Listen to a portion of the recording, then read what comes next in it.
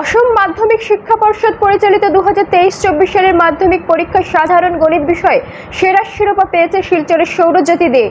রাজ্যে এবার মাত্র 8 জন পরীক্ষার্থী গণিতে 100 নম্বর পেয়েছে। এদের মধ্যে বারাক উপত্যকা থেকে রয়েছে একমাত্র সৌরজ্যোতি। সে শিলচরের রামানুজ বিদ্যা মন্দিরের ছাত্র।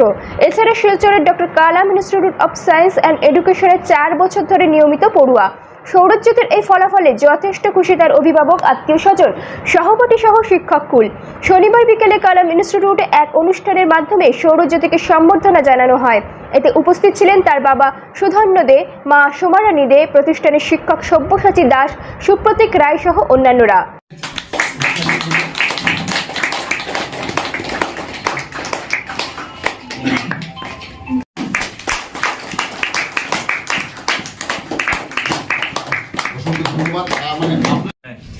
अच्छे बच्चे तो बहुत मिलते हैं क्लासरूम में, लेकिन ओबीडी